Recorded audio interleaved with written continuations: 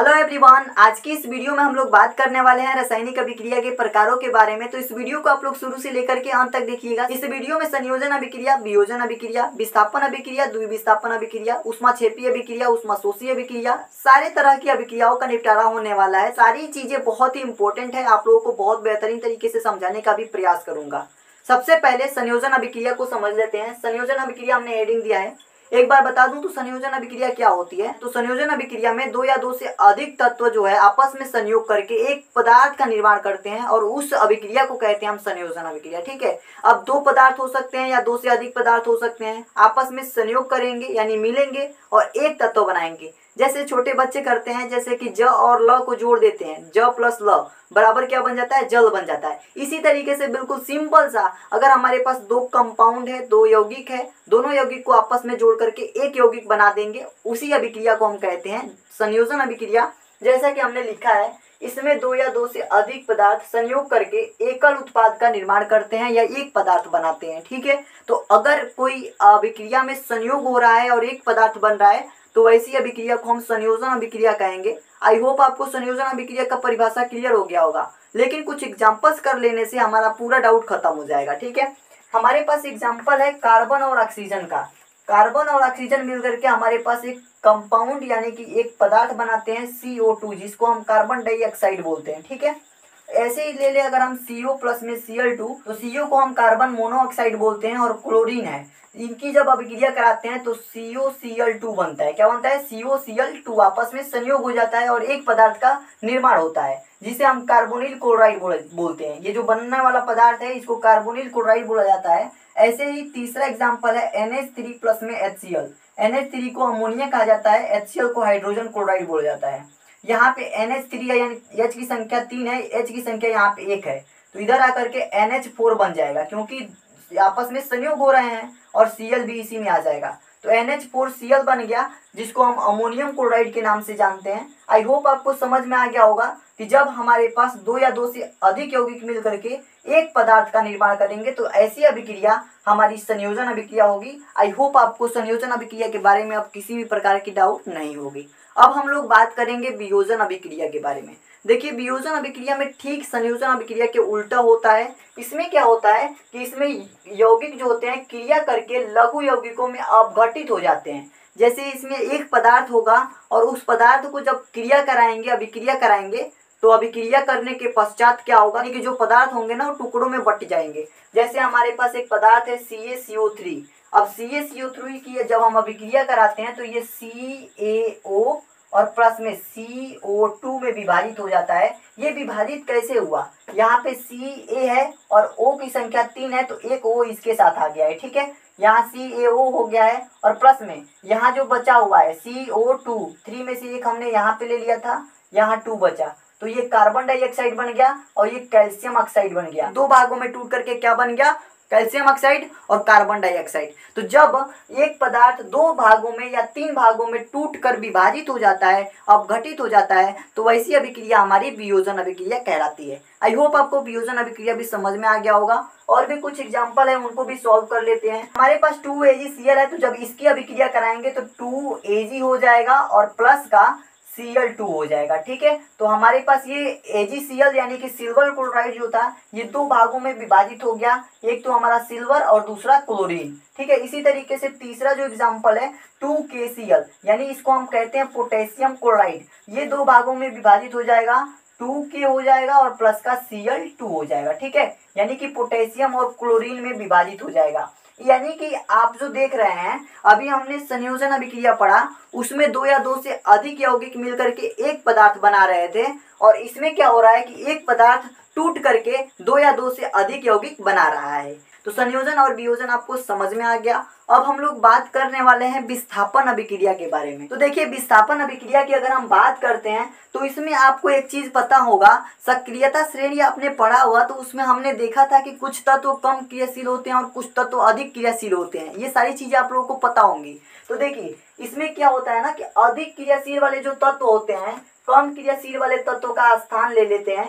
स्थान लेना ही विस्थापन कहलाता है और इसीलिए इसको विस्थापन अभिक्रिया या प्रतिस्थापन अभिक्रिया भी कहा जाता है। कि जैसे मान लीजिए कि कोई आपकी गर्लफ्रेंड है, ठीक है, और आपकी गर्लफ्रेंड की जगह पे किसी और लड़की को स्थान मिल गया और आपकी गर्लफ्रेंड आपने छोड़ दी, ठीक है, तो उस लड़की को उसका स्थान मिला, यानी कि वो उस स्थान से विस्थापित हो गई, यानी कि आपकी जो गर्लफ्रेंड थी वो उस लड़की के आने से उसका स्थान क्या हो गया, विस्थापित हो गया, हट गया, और इसे ही कहते हैं विस्थापन अभिक्रिया। ठीक इसी तरीके से तत्वों में भी होता है, जो ज्यादा क्रियाशील वाले तत्व होते हैं हावी हो जाते हैं कम क्रियाशील वाले तत्व पे, और इसको लत मार के हटा देते हैं और ये लास्ट में चला जाता है और वो तत्व पहले आ जाते हैं। तो इसी तरीके से जैसे कि आप एग्जांपल के साथ समझेंगे, Fe प्लस में CuSO4, तो Fe और Cu को देखना है। हमारे पास Fe की क्रियाशीलता अधिक होती है और Cu की क्रियाशीलता कम होती है, तो Fe के साथ SO4 आ जाएगा, ठीक है, तो Fe के साथ क्या हो जाएगा, SO4 आ जाएगा, FeSO4 हो जाएगा, और प्लस का जो Cu था कम क्रियाशील है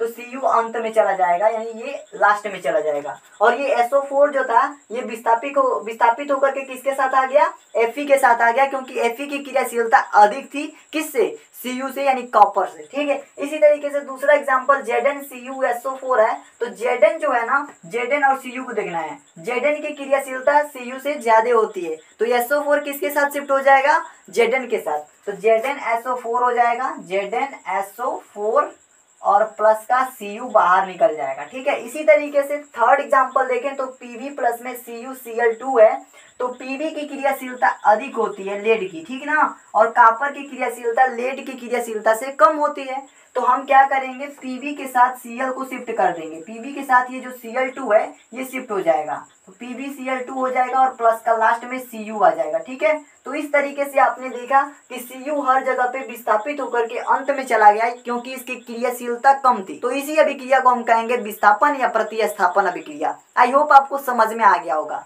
अब ठीक इसी से रिलेटेड एक और अभिक्रिया है जिसको हम द्विविस्थापन अभिक्रिया के नाम से जानते हैं, कभी कभी इसे हम उभय अपघटन अभिक्रिया भी कहते हैं। देखिए अब इस क्रिया को समझने के लिए हम ये कह सकते हैं कि जब विस्थापन अभिक्रिया ही दो बार होने लगती है किसी अभिक्रिया में तो उसे हम कहेंगे द्विविस्थापन अभिक्रिया, ठीक है। ठीक हमने यहाँ पे लिखा है कि इसमें विस्थापन की क्रिया क्या होती है, दो बार होती है, ठीक है, यही चीज मैंने लिख भी दिया। अब देखिए द्विविस्थापन अभिक्रिया को समझना है तो आप ये समझ सकते हैं कि जब विस्थापन अभिक्रिया ही दो बार होने लगती है, दो बार घटित होती है, तो वहां पे हम कह सकते हैं कि वहां द्विविस्थापन अभिक्रिया हो रही है। एग्जाम्पल के तौर पे हमने लिया है Na2SO4 और BaCl2, इन दोनों को एक साथ अभिक्रिया कराने पर जो हमें मिलेगा उस अभिक्रिया को कहेंगे द्विविस्थापन। जैसे देखिए हमारे पास Na2SO4 प्लस में BaCl2 है, तो हमारे पास जो SO4 है ना ये इसके साथ यानी Ba के साथ शिफ्ट हो जाएगा, यानी Ba की क्रियाशीलता अधिक, तो Ba के साथ हमारे पास SO4 शिफ्ट हो जाएगा, तो ये यहाँ पे एक बार प्रतिस्थापित हुआ और प्लस का हो जाएगा हमारे पास, ये जो हमारे पास Cl2 था ना और Na2 ये 2NaCl बन जाएगा, क्या बन जाएगा 2NaCl, यानी कि ये जो Cl था ये Na के साथ प्रतिस्थापित हो गया और जो Ba यानी कि बेरियम था ये SO4 के साथ प्रतिस्थापित हो गया, यानी कि यहाँ Na प्रतिस्थापित हुआ इधर और Ba प्रतिस्थापित हुआ इधर, तो इस तरीके से दो बार इसकी अभिक्रिया हो रही है। कौन सी अभिक्रिया, विस्थापन की अभिक्रिया, ठीक है, और इसे ही कहेंगे हम उभय अपघटन या हम कह सकते हैं द्विविस्थापन अभिक्रिया।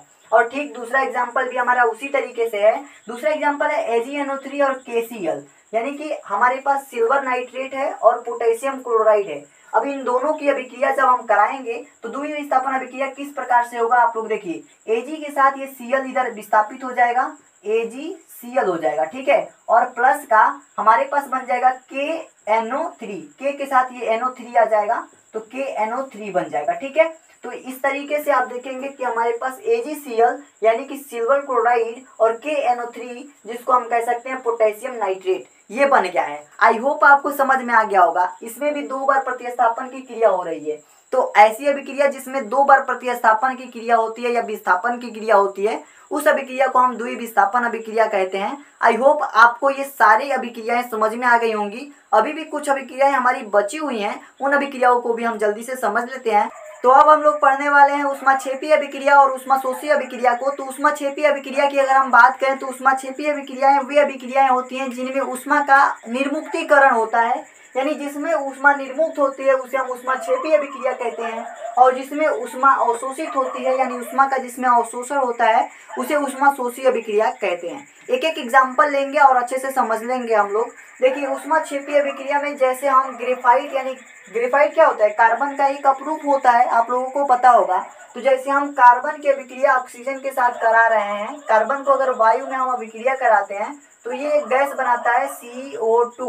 ग्रेफाइट को जब हम वायु में अभिक्रिया कराएंगे तो कार्बन डाइऑक्साइड नामक एक गैस निकलेगा, और इस गैस के साथ साथ कुछ ऊष्मा भी निकलेगी। तो कितनी ऊष्मा निकलेगी, 94 किलो कैलोरी। तो प्लस में लिख करके 94 किलो कैलोरी लिख देंगे, किलो कैलोरी।